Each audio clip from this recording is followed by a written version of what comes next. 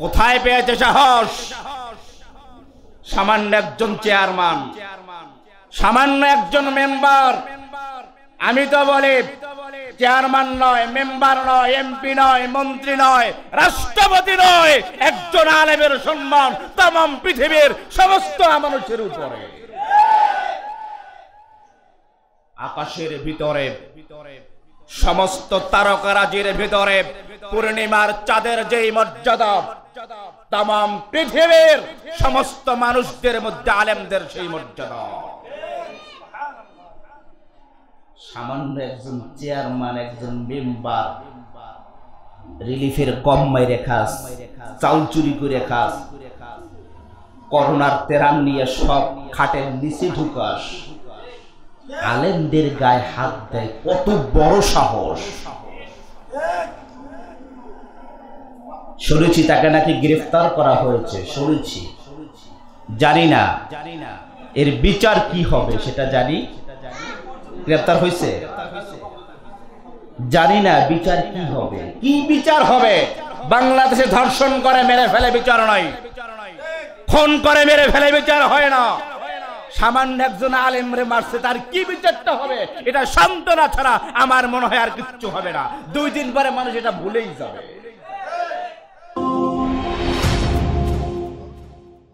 সম্মানিত মুসলিম করম, আসসালামু আলাইকুম ওয়া রাহমাতুল্লাহ। আল্লাহ সুবহানাহু ওয়া তাআলার দরবারে লক্ষ কোটি শুকরিয়া আদায় করি, যিনি আমাদেরকে আজকের জুমা আদায়ের জন্য আল্লাহর ঘর মসজিদে আল্লাহ উপস্থিত করে দিয়েছেন। আমরা শুকরিয়া তান সকলে পড়ে নিই, আলহামদুলিল্লাহ। আমি আপনাদের সম্মুখে পবিত্র কোরআন আল কারীমের সূরা আল আহজাব এর 57 এবং 58 এই দুটো আয়াতুল কারীমা তেলাওয়াত করেছি। আল্লাহ রাব্বুল আলামিন তৌফিক দান করলে এই আয়াতের উপরে ভিত্তি করেই আজকে আলোচনা করার চেষ্টা করব। ওয়া মা তৌফিকি ইল্লা বিল্লাহ, জোরে বলি আমিন। আজকে যে দুটো আয়াত তেলাওয়াত করেছি, আয়াতের আলোচনা আমাদের জীবনের সাথে খুব মিল, খুব সামঞ্জস্য। আমরা যদি মনোযোগ সহকারে শুনি এবং বোঝার চেষ্টা করি, তাহলে আশা করা যায় আমাদের কিছু ভুল বের হয়ে আসবে ইনশাআল্লাহ। জোরে বলি ইনশাআল্লাহ। আল্লাহ রাব্বুল আলামিন বলছেন, ইন্নাল্লাযীনা ইউযুনাল্লাহা ওয়া রাসূলাহু, যারা আল্লাহ এবং আল্লাহর রাসূলকে কষ্ট দেয়, লাআনাহুমুল্লাহু ফিদ দুনিয়া ওয়াল আখিরাহ, আল্লাহ রাব্বুল আলামিন তাদের জন্য দুনিয়া এবং আখিরাতে লানত অভিসম্পদ রেখেছেন। ওয়া আ'আদ্দা লাহুম আযাবাম মুহিনা, এবং তিনি তাদের জন্য লাঞ্ছনাদায়ক শাস্তির ব্যবস্থা করে রেখেছেন। والذين يؤذون المؤمنين والمؤمنات, যারা মুমিন পুরুষ এবং মুমিন নারীদেরকে কষ্ট দেয়, বিগয়রি মাকতাসাবু, কোনো অপরাধ না করার পরেও, ফাকাদ ইহতামালু বুহতানা ওয়া ইসমান মুবিনা, আল্লাহ বলেন যারা কষ্ট দিবে তারা অপবাদ ও স্পষ্ট পাপের বোঝা বহন করবে। এটা হলো আয়াতুল কারীমা দুটোর শাব্দিক অনুবাদ এবং তর্জমা। এবারে আমরা ব্যাখ্যার দিকে চলে যাই। আল্লাহ রাব্বুল আলামিন বলছেন, যারা আল্লাহ এবং আল্লাহর রাসূলকে কষ্ট দেয় তারা দুনিয়ায়ও শান্তি পাবে না, পরকালেও শান্তি পাবে না। আমরা আল্লাহকে কষ্ট দেই না, ভালোবাসি? যারা বলেন রাসূলকে কষ্ট দেই না, ভালোবাসি? কতটা ভালোবাসি?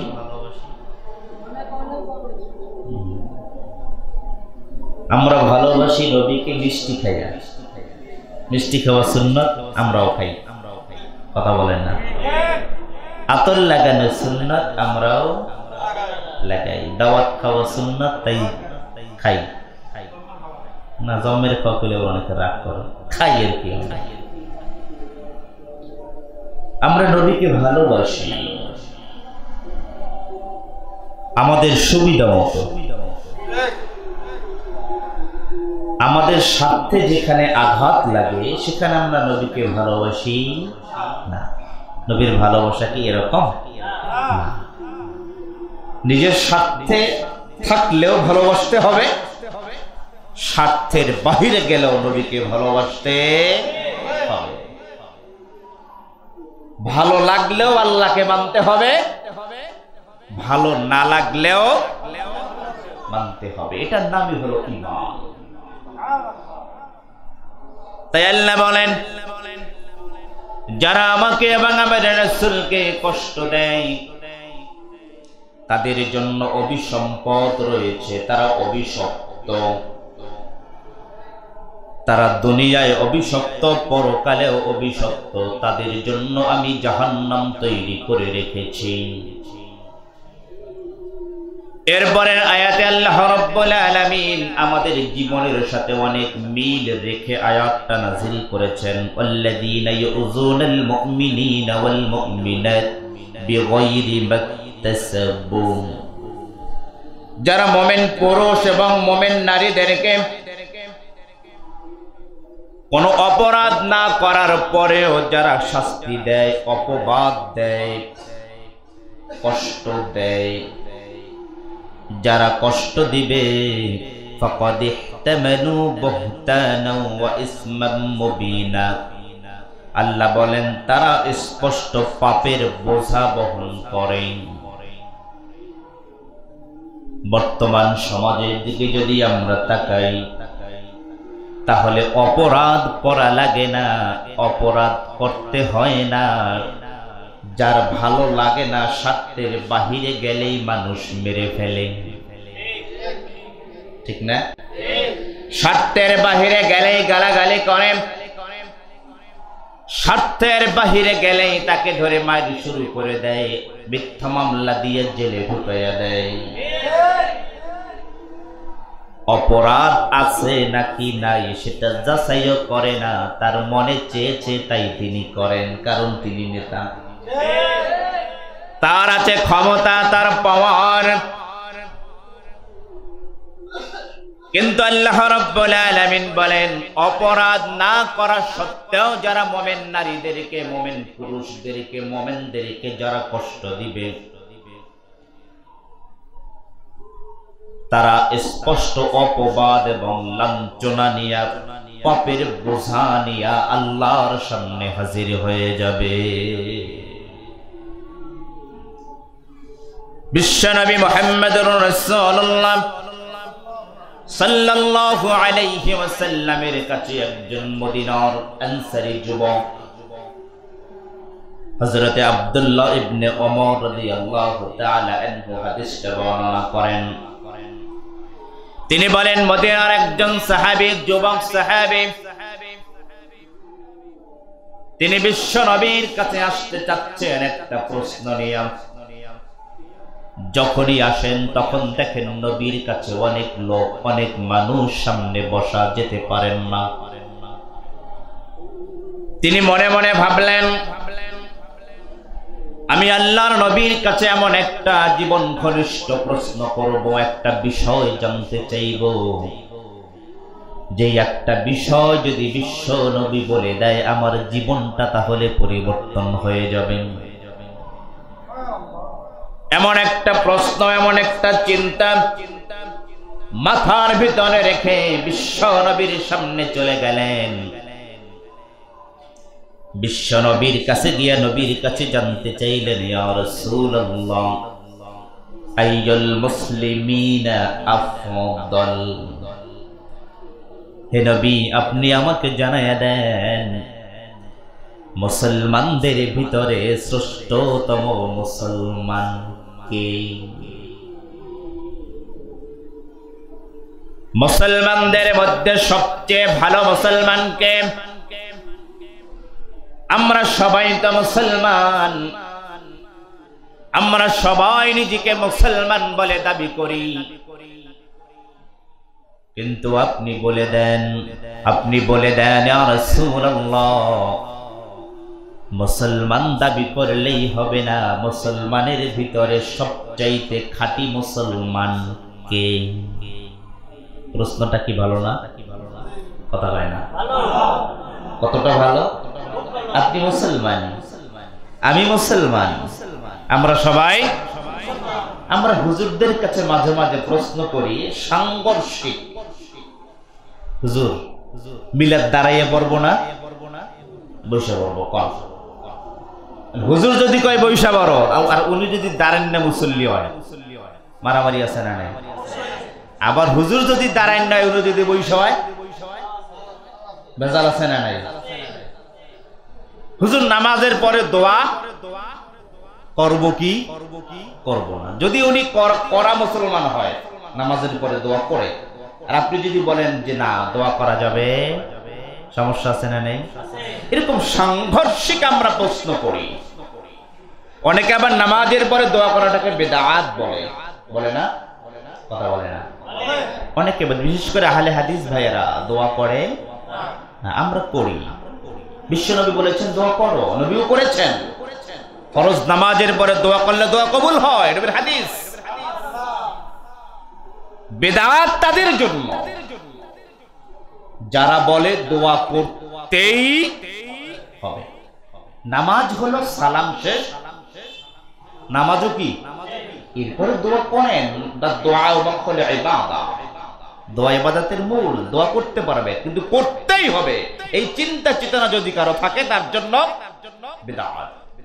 কিন্তু যদি বিশ্বনবীর সুন্নাহ অনুযায়ী করেন, নবীজি দোয়া করেছে আমরাও করি, কোনো সমস্যা নেই। বিশ্বনবীর কাছে জানতে চাইলে, ইয়া রাসূলুল্লাহ আপনি আমাদেরকে বলে দেন, আমরা সবাই তো মুসলমান, তবে এই মুসলমানের ভিতরে সবচাইতে শ্রেষ্ঠতম মুসলমান কে? আল্লাহর নবী ওই সাহাবীর প্রশ্নের জবাবে বলে দিলেন, ও সাহাবী তুমি শোনো, সবচাইতে উত্তম মুসলমান কে? বিশ্বনবী বলে দিলেন, আহসানুহুম আখলাকান খুলুকান। সুবহানাল্লাহ বলেন।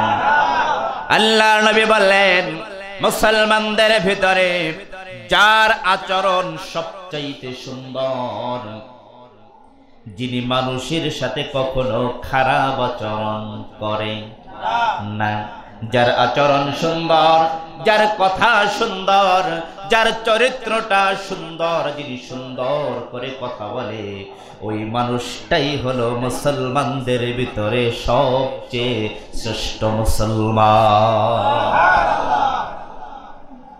বিশ্বনবীর এই হাদিসটি একটু জীবনের সাথে মিলান তো, আপনার আচরণটা, আপনার কথাবার্তাটা সুন্দর না সুন্দর? আপনি সাধারণ মানুষ, আপনার সামান্য ক্ষমতা আছে, রিকশাওয়ালারে থাপ্পড় দেন। আপনার ক্ষমতা আছে, গরিব মিসকিনকে ধমক দেন। যদি আপনি ধমক দিয়ে কথা বলেন, অহিতুক কথা বলেন, আপনি শ্রেষ্ঠ মুসলমান হতে পারবেন না। শ্রেষ্ঠতম মুসলমান হতে হলে কথাটা সুন্দর হতে হবে, আচরণটা সুন্দর হতে হবে। যার ব্যবহার সুন্দর নয় সে কখনো ভালো মুসলমান হতে পারে না। যারা আমরা গাড়িতে চলি, বাসে চলি, বাসের ভিতরে লেখা দেখবেন ব্যবহারে বংশের, এরকম লেখা দেখছেন না আপনারা? বাসের গায়ে লেখা আছে কিনা? ওই এক লোক বাসে ওইটা দেখতেছি, তার সামনের সিটে একজনে বিড়ি খায়। কি খায়? বিড়ি খাওয়া সুন্নাত না নফল? হ্যাঁ, কি খায়? বিড়ি খায়। লোকটারে বলতেছে, এই ভাই তুই বাসের মধ্যে কেন বিড়ি খাচ্ছ? বিড়ি খাওয়া বন্ধ করো। উনি পাশে একটা লেখা দেখাইয়া দিল, কোন অভিযোগ থাকলে ড্রাইভারকে বলেন। কি লেখা? অভিযোগ থাকলে ড্রাইভারকে বলুন। উনি কোনো কথা না বলে চলে গেলেন ড্রাইভারের কাছে। কার কাছে গিয়ে বলে, ড্রাইভার সাহেব, ওই যাত্রী বিড়ি খায়। ড্রাইভার আবার আরেকটা নীতিবাক্য দেখাইয়া দিল, গাড়ি চলন্ত অবস্থায় ড্রাইভারের সাথে কথা বলা নিষেধ। আমরা নীতিবাক্যগুলো পড়ি, নীতিবাক্যগুলো লেখে, কিন্তু বাস্তব জীবনে আমল করে। তাই শ্রেষ্ঠতম মুসলমান হতে হলে মুখের আচার আচরণ ভালো হতে হবে, সবচাইতে ভালো আচরণ হতে হবে। বিশ্বনবী সবচাইতে ভালো আচরণ করেছেন সকলের সাথে, ঠিক কিনা? কথা বলেন ঠিক কিনা? মক্কা থেকে চলে গেলেন তায়েফে ইসলামের প্রচারের জন্য, প্রসারের জন্য। তায়েফবাসীদেরকে দাওয়াত দিলেন, তায়েফবাসী কলেমা পড়া মুসলমান হও। তায়েফবাসীরা বিশ্ব নবীর কথা মানল না, বরঞ্চ নবীর গায়ে পাথর ছুঁড়ে মারল। ঠিক কিনা? যারে বলেন ঠিক কিনা? কে না খে দিন প্রচারের কাজে নিজেকে দিয়েছ বিলিয়ে, তায়েফের কাফেরেরা চিনল না এ আলো, দুষ্ট ছেলেদের পিছু দিল লেলিয়ে। পাথরের আঘাতে ক্ষত বিক্ষত হয়ে সারা শরীর থেকে রক্ত ঝরে। হে রাসূল, তোমাকে ভুলে আমি কেমন করে, হাজারো ব্যথা বেদনার পরে। ফিরে আসনি তুমি আপন ঘরে, দিনের আলো তুমি ছড়িয়ে দিতে। চলে গেলে মদিনায় মক্কা ছেড়ে। হে রাসূল, তোমাকে ভুলি আমি কেমন করে। আলহামদুলিল্লাহ বলেন। তায়েফের ময়দানে আল্লাহর নবী ইসলাম প্রচারের জন্য গেলেন। তায়েফবাসীরা বিশ্ব নবীকে লক্ষ্য করে পাথর মারা শুরু করল। আল্লাহর নবীর গোটা শরীর রক্তাক্ত হয়ে গেল। তায়েফের জমিনে আল্লাহর নবী একবার দুইবার নয়, তিনবার বেহুশ হয়ে পড়ে গেলেন। গোটা শরীর থেকে রক্ত ঝরিতেছে। জিবরিল আমিন হাজির হয়ে বলল, ইয়া রাসূলুল্লাহ, আকাশের ফেরেশতারা আপনার কষ্ট দেখে কাঁদে। আপনি একটিবার আমাকে হুকুম করেন, এই যে উহুদ পাহাড়টা আছে, এই পাহাড়টাকে এনে তায়েফবাসীর উপরে চাপা দিয়া তায়েফবাসীদেরকে চিরতরে পৃথিবীর জমিন থেকে বিদায় করে দেই। নবীকে অনুমতি দিয়েছে। নবী বলেছে যে জিবরাইল, আমি যদি বলি আর তুমি যদি পাহাড়টাকে চাপা দিয়া শেষ করে দাও, তাহলে আমি কার কাছে গিয়া পৌঁছাবো? লা ইলাহা ইল্লাল্লাহু মুহাম্মাদুর রাসূলুল্লাহ। নবীজি কষ্ট পেয়েছেন, কষ্ট কি দিয়েছেন? নবীজি মন খারাপ করে তায়েফ থেকে ফিরে আসতেছিলেন। আল্লাহর নবী ডাক দিয়ে বললেন, ও নবী, আপনি মন খারাপ করেছেন, তায়েফের একজন মুসলমান হলো না, তাই আপনার মন খারাপ? বিশ্বনবী বললেন, আল্লাহ, যদি একটা মানুষও মুসলমান হতো আমার বলে শান্তি পাইতাম। নবীজি বললেন, আল্লাহ রাব্বুল আলামিন বললেন, ইয়া রাসূলুল্লাহ, আমার হাবিব, আপনি মন খারাপ করেন না। আপনি দাওয়াত দিতে গেছেন মানুষদেরকে, আর আপনার দাওয়াত শুনে ওই তায়েফের যত জিন ছিল সমস্ত জিন জাতি তায়েফের আপনার দাওয়াতে মুসলমান হয়ে গিয়েছে। মানুষ মুসলমান হয় না, তাতে কি হয়েছে? তায়েফের জিনগুলো সব মুসলমান। তো নবীজি কষ্ট পেয়েছেন, কষ্ট দেন নাই। আচরণ শেখেন। হযরত ওমর ইবনে খাত্তাব রাদিয়াল্লাহু তাআলা আনহু, তিনি যখন খলিফা, আমিরুল মুমিনিন, খলিফাতুল মুসলিমিন, তিনি রাতের বেলা আলো জ্বালিয়ে, চারাত জ্বালিয়ে, বাতি জ্বালিয়ে রাষ্ট্রীয় কাজ করতেছিলেন। হযরত আলী রাদিয়াল্লাহু তাআলা আনহু, তিনি গেলেন ওমরের সাথে সাক্ষাতের জন্য। কিসের জন্য? সাক্ষাতের জন্য গেলেন। সালাম বিনিময়ের পরে হযরত ওমর আলীর কাছে জানতে চাইল, আলী, তুমি কি রাষ্ট্রীয় কোনো কাজে আমার কাছে এসেছো, নাকি তোমার পার্সোনাল, তোমার ব্যক্তিগত কোনো কাজে এসেছো? হযরত আলী বলল, ওমর, আমি আমার ব্যক্তিগত কাজে এসেছি। একথা শোনার পরে হযরত ওমরের সামনে যে বাতিটা জ্বলতেছিল, হযরত ওমর ফু দিয়া বাতিটা নিভিয়ে দিলেন।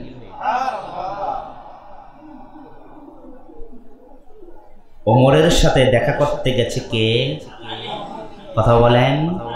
তিনি কি সাধারণ মানুষ না অসাধারণ মানুষ? বিশ্বনবীর আপন চাচাতো ভাই, হাসান হুসাইনের বাবা, খাতুনে জান্নাতের স্বামী, যার উপাধি আল্লাহ দিয়েছে আসাদুল্লাহিল গালিব, আল্লাহর সিংহ যার উপাধি, তিনি গেছেন সাক্ষাতের জন্য। ওমরের চতুর্থ নম্বরের খলিফা যিনি হবেন, আপনি যদি কোনো বাড়িতে যান আর ওই বাড়ির লোক যদি আলোটা নিভিয়ে দেয়, আপনাকে দেখে আপনার কেমন লাগবে? কথা বলেন। বারান্দার লোকদের খুব ভালো লাগবে নাকি? হযরতে আলীরও মেজাজটা খারাপ হয়ে গেল। তিনি রাগটাকে কন্ট্রোল করে বললেন, ওমর, এই অপমানটা না করলেও তো পারতেন। এই অপমানটা আপনি কথা বলবেন না, বলতেন আমি চলে যাইতাম। হযরত ওমর বলে, আলী, তুমি রাগ করো না। ও আলী, এতক্ষণ পর্যন্ত আমার সামনে যে বাতিটা জ্বলতেছিল, এই বাতিটা হলো রাষ্ট্রীয় কোষাগার থেকে টাকা নিয়ে কেনা। আমি রাষ্ট্রের টাকার বাতি দিয়ে রাষ্ট্রীয় কাজ করতেছিলাম। তুমি এসেছো ব্যক্তিগত তোমার কাজের জন্য। ও আলী, তোমার ব্যক্তিগত কাজে আমি রাষ্ট্রীয় সম্পদ ধ্বংস করতে পারি না।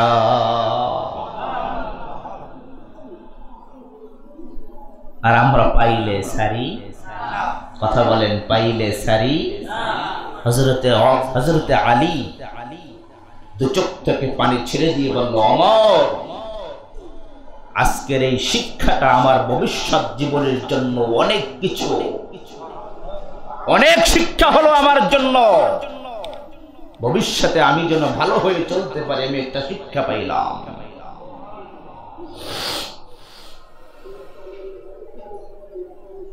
নিজে ভালো এটা বললেই ভালো হওয়া যায় না, ভালোর প্রমাণ দিতে হয়, ঠিক নয় কি? আপনি ভালো, আপনি যদি বলেন আমি ভালো, প্রমাণ কি? প্রমাণ দেন।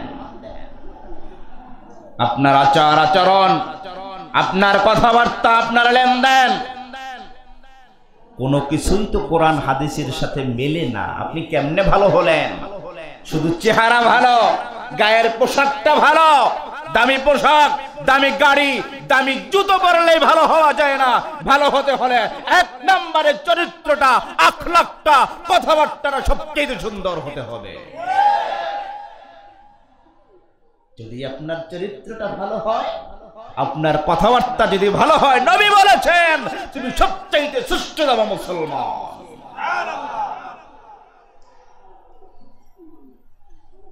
নিজে যাকে বড় বলে বড় সেই, লোকে যাকে বড় বলে বড় সই।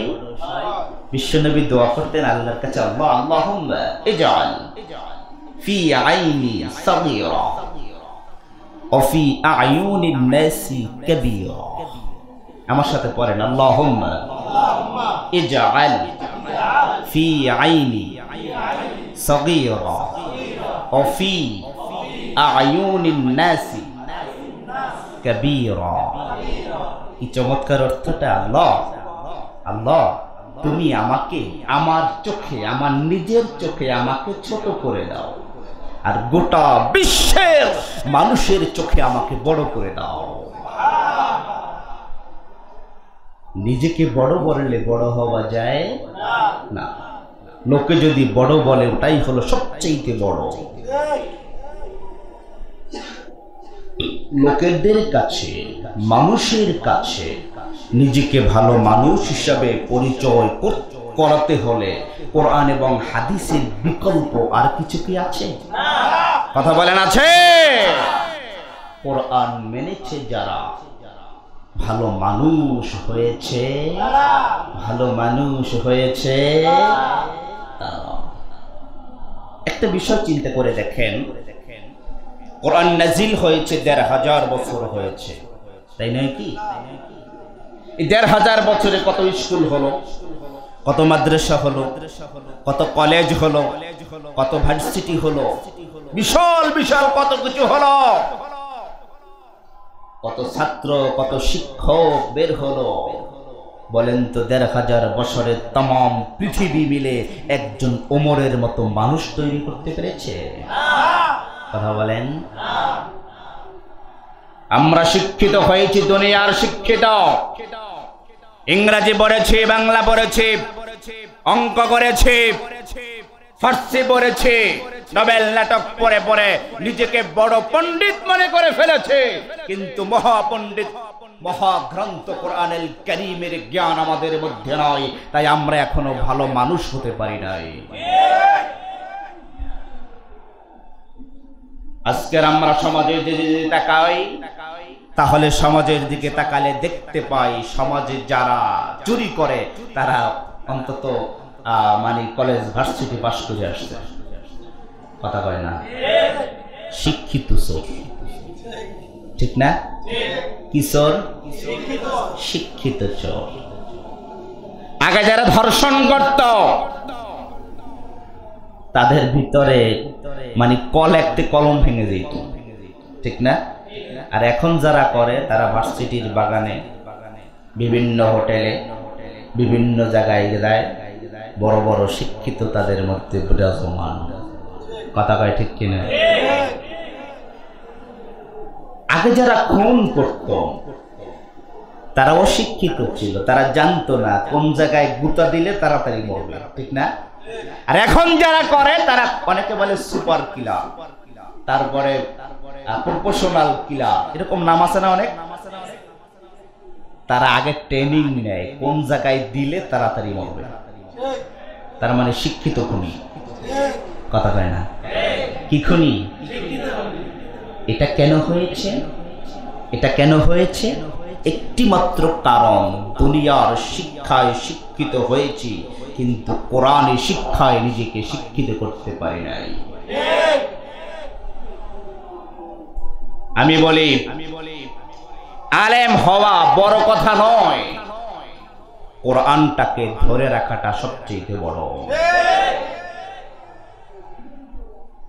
কোরআন মুখস্থ করা, কোরআনের হাফেজ হওয়া বড় কথা নয়, কোরআন থেকে আমল করাটাই হলো সবচেয়ে বড়।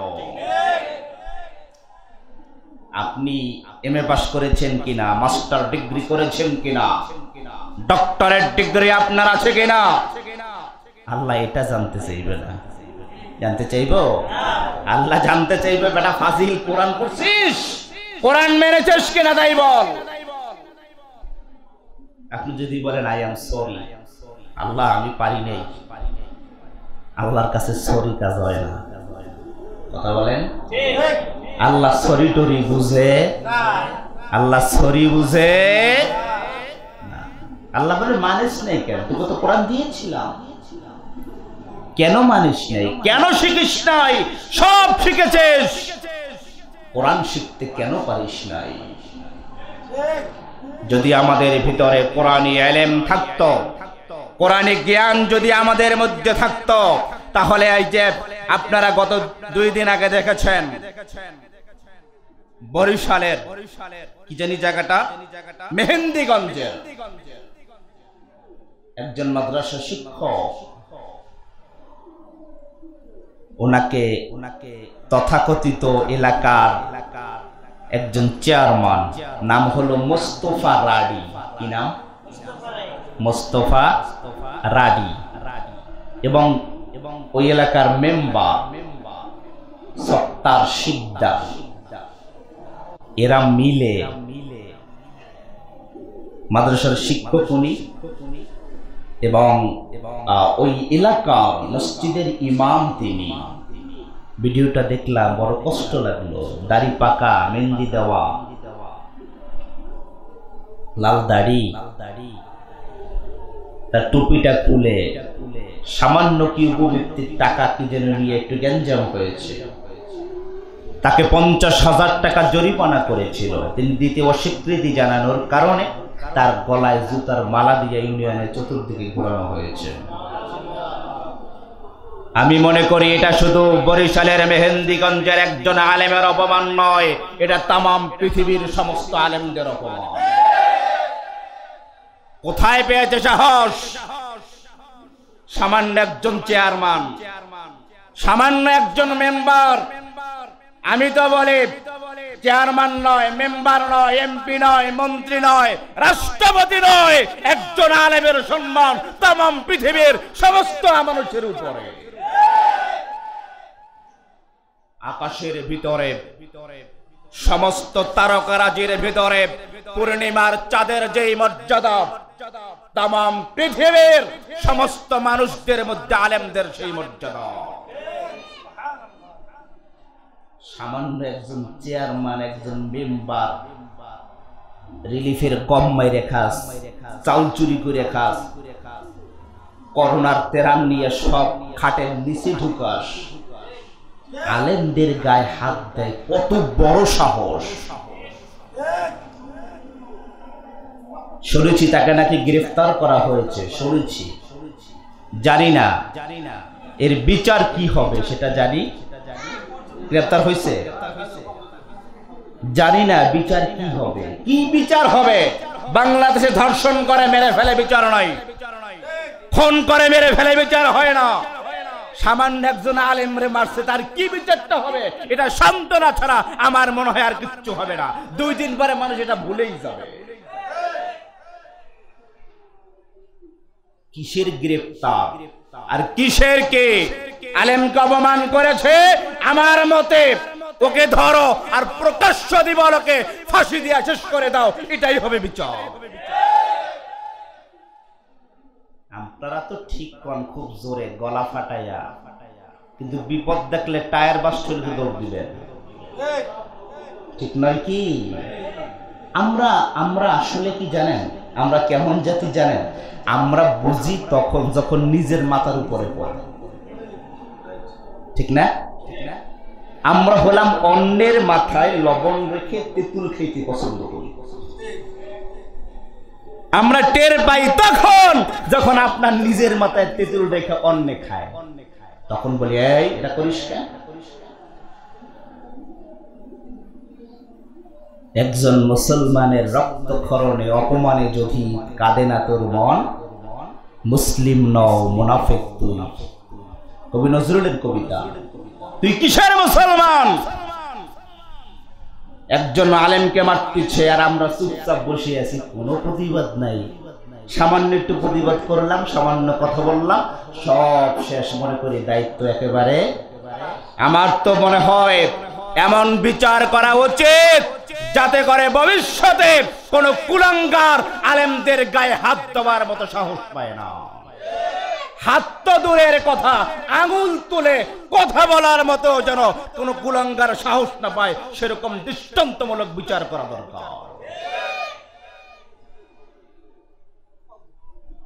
আর একটা দেখলাম আপনার ওই যে কক্সবাজারে, কোথায়? কক্সবাজারে 72 বছরের একজন বৃদ্ধ, কি যেন নাম, নুরুল ইসলাম নাম, 72 বছর বয়স, এলাকার একজন পাতি নেতা। কি নেতা? পাতি নেতা। নাম হলো জামিল আনসুর।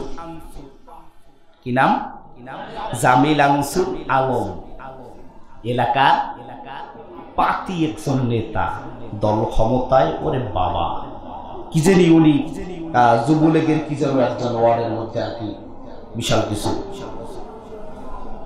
প্রকাশ্য দিবলকে মাঠের ভিতরে 72 বছরের বৃদ্ধ বাবা, দাদার বয়সী, তার তুলনায় তাকে মানুষের সামনে জনসম্মুখে কাপড় চোপড় খুলে উলঙ্গ করে নির্যাতন করেছে। লজ্জা, ঘৃণা। আপনি চিন্তা করতে পারেন ওখানের একজন বৃদ্ধকে, নুরুল ইসলামকে, নুরুল আলমকে, তাকে এভাবে মারা হলো। আমরা চুপচাপ বসে আছি, কোনো কথা বলি না। এই নির্যাতনটা যদি আপনার বাবার সাথে হইতো, আপনি কি করতেন? আপনার দাদাকে যদি এভাবে করা হতো, আপনি কি করতেন? একই তো। যে অপরাধী হোক না কেন তার বিচার আছে, বিচার করা যাবে আইনের আওতায় এনে। আপনাকে এত সাহস কে দিয়েছে? কোথায় পেয়েছেন আপনি সাহস? বাবার বয়সী, দাদার বয়সী মানুষকে আপনি মানুষের সামনে সম্মুখে নিয়ে আপনি তাকে উলঙ্গ করে নির্যাতন করবেন। বর্বরতার যুগকেও আপনি হার মানিয়ে দিয়েছেন। এত ক্ষমতা আপনি কোথায় পেয়েছেন? শুনেছি পরের দিন নাকি ক্রস ফায়ার করা হয়েছে তাকে, জানি না আমি সঠিক তথ্যটা।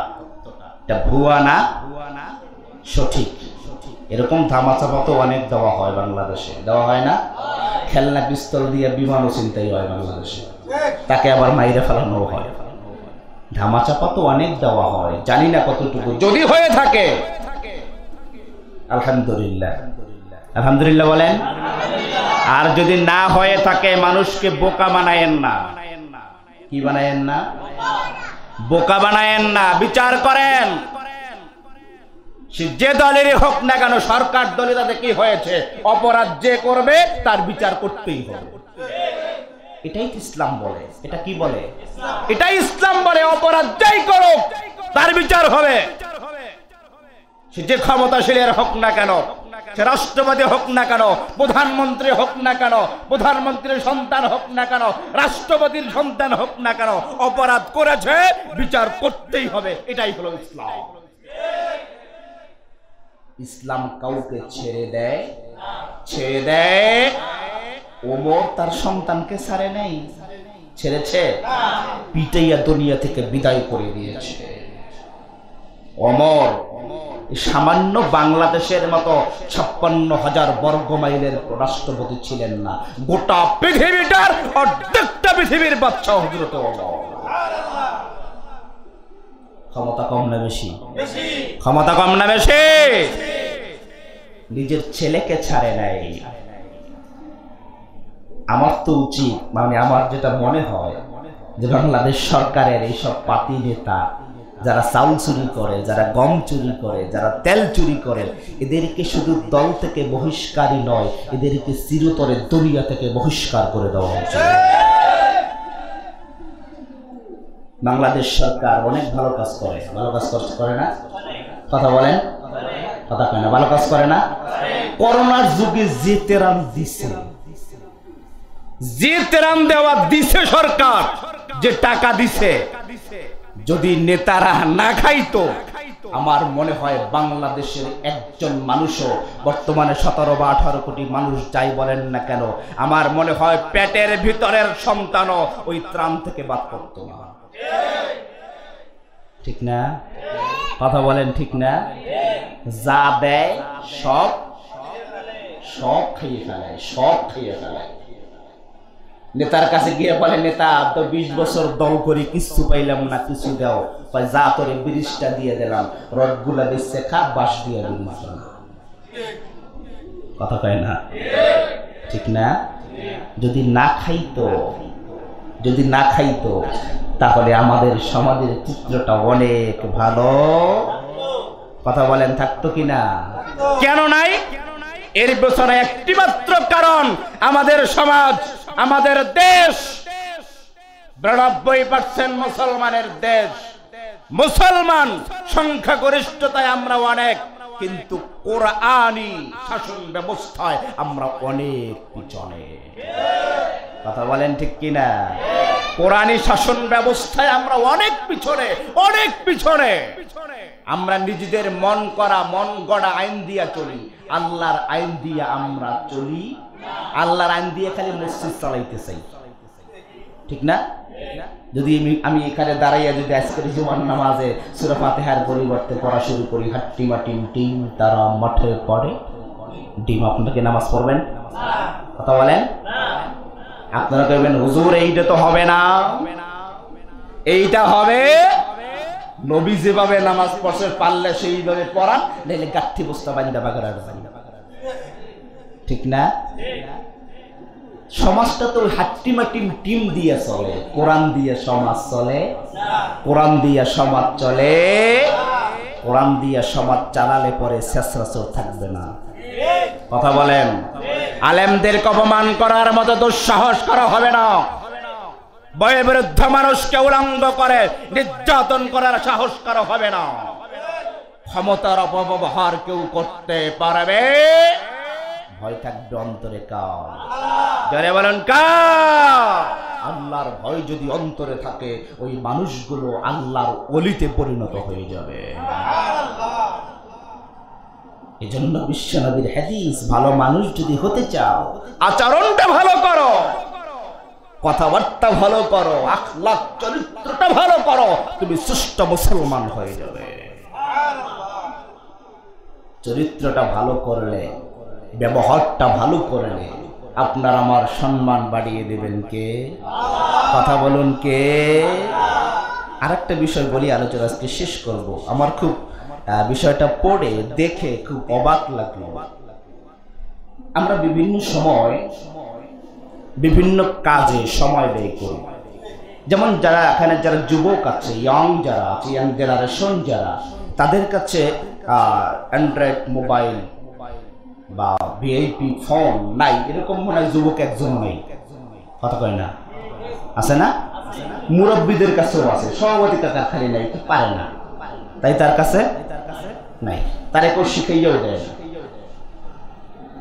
আমরা ফেসবুক চালাই, ফেসবুকে সময় ব্যয় করি, টিভি দেখে সময় ব্যয় করি, টি স্টলে সময় ব্যয় করি, বাজারে সময় ব্যয় করি।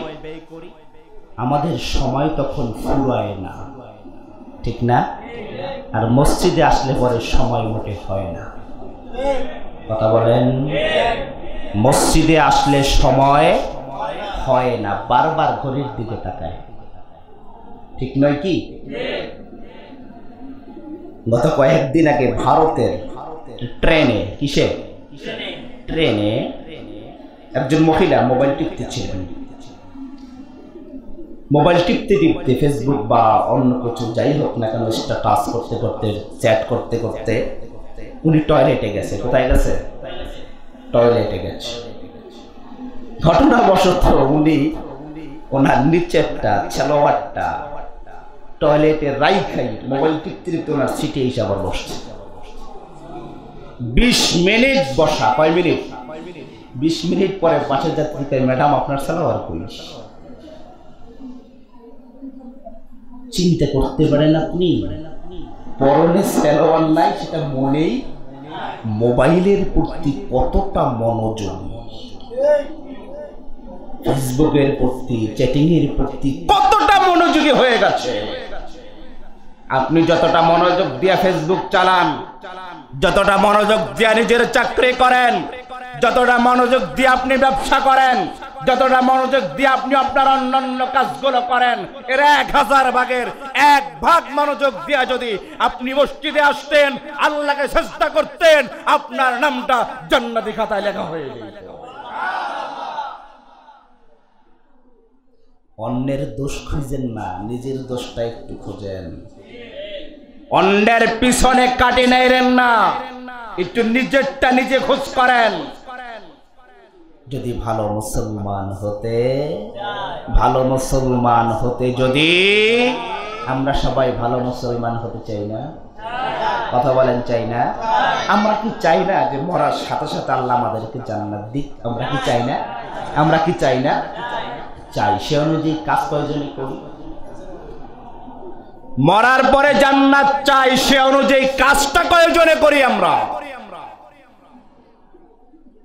চাইলাম, করলাম না, এর নাম মুসলমানিত্ব নয়, এর নাম হলো পাক্কা মুনাফিক। ঠিক নয় কি?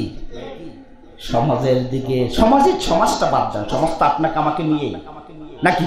না আপনাকে আমাকে বাদ দিয়ে সমাজ। আপনি কি চিন্তা করেন আর কি কাজ করেন, আল্লাহ কি বলেছে আর আপনি কি করিতেছেন, আপনি একটু নিজের কাছে নিজে প্রশ্ন করে দেখেন তো, আপনি কি মুসলমান আছেন না মুনাফিক হয়ে গেছেন? একটু চিন্তা করে দেখেন, একটু চিন্তা করে দেখেন তো। গত জুমা থেকে শুরু করে আজকের জুমা পর্যন্ত আপনি আমি কয়টা ভালো কাজ করেছি, কয়টা খারাপ কাজ করেছি, একটু ভাবেন। একটা সপ্তাহে 7 দিন, 7 দিনে প্রতিদিন কয়েকটা নামাজ, 7 দিনে কয়েকটা হয়? 5 7 35 ওয়াক্ত নামাজের মধ্যে আপনি কয়েকটা পড়ছেন, কয়েকটা বাদ দিয়েছেন। নিজেকে মুসলমান বলে দাবি করেন, লজ্জা করে না? লজ্জা করে না? আল্লাহর সামনে নিজেকে মিথ্যাবাদী, নিজে মিথ্যাবাদী, আবার আল্লাহ আমি মুসলমান। মুসলমান মানে হলো আমার যা আছে সবকিছু আল্লাহর জন্য। নামে খালি বলেন আল্লাহ সব তোমারে দিলাম, কাজে ঠন ঠন, কাজে কি ঠন ঠন। আপনি মুসলমান দাবি করেন, লজ্জা করা উচিত। কি করা উচিত? রমজানে মুসল্লি অনেক ছিল, রমজান শেষ, মুসল্লি অনেক বাড়ি ঘুরে গেছে। ঠিক নয় কি? করোনার প্রথম মুসল্লি ভরপুর ছিল, নিষেধ করার পরেও মুসল্লির অভাব হয় নাই মসজিদে। কথা কয় না? আর বর্তমানে করোনার সংখ্যা বাড়ে না কমে? কথা বলেন, বাড়ে না কমে? গতকালকেও তো বাংলাদেশে আক্রান্ত হয়েছে 2423 জন। গতকালকে মারা গেছে হলো 34 জন, 39 জন মারা গেছে। এ পর্যন্ত মোট আক্রান্ত গতকালকে পর্যন্ত 57,563 জন। সংখ্যা বাড়ে না কমে? আর যখন প্রথম হয়েছিল তখন 5 জন, 7 জন, 10 জন, 12 জন, 14 জন আক্রান্ত হচ্ছিল নাকি? তখন অন্তরে ভয় নিয়ে মসজিদে, সরকার বলছে মসজিদে যেতে পারবা না, আপনি বলছেন পারলে টাকা যাও। ঠিক নয় কি? এখন এত বাড়াবাড়তাছে, মানে স্বাভাবিক হয়ে গেছে বিষয়টা, তাই নয় কি? স্বাভাবিক হয়ে গেছে না? হ্যাঁ, একটু স্বাভাবিক তো। কারণ মানুষ ভয় করে কতক্ষণ, যতক্ষণ নিজের জীবনটা আর না বাঁচে। যখন তাকে দূর জীবনই তো যায়, তখন আর ভয়টাই কিছু করে। ভাইরা, মরা তো লাগবেই, মরা তো লাগবেই। আল্লাহকে ভয় শুধু করোনার জন্য নয়, আল্লাহকে ভয় করব, আল্লাহর কাছে যেতে হবে সেজন্য। ঠিক না? এজন্য আসুন, টাইম বেশি হয়ে গেছে আজকে, মাফ করে দিয়েন। এজন্য আসুন, সর্বশেষ আহ্বান জানাবো, আসুন আমরা খাঁটি মুসলমান হই। আমরা কি হই? নামাজি না, রোজাদার না, হাজি না, দানশীল না, আমরা কি হই? খাঁটি মুসলমান হলে নামাজ এমনি হয়ে যাবে, রোজা হয়ে যাবে, হজ হয়ে যাবে, যাকাত হয়ে যাবে। আমরা কি হই? খাঁটি মুসলমান হই। আল্লাহ রাব্বুল আলামিন আমাদের সকলকে খাঁটি মুসলমান হওয়ার মতো আমল করার তৌফিক দান করুন। জোরে বলুন আমিন। হাযা মা ইনদি ওয়াল ইলমু ইনদাল্লাহ আলাইহি তাওয়াক্কালতু ইলাইহি উনীব।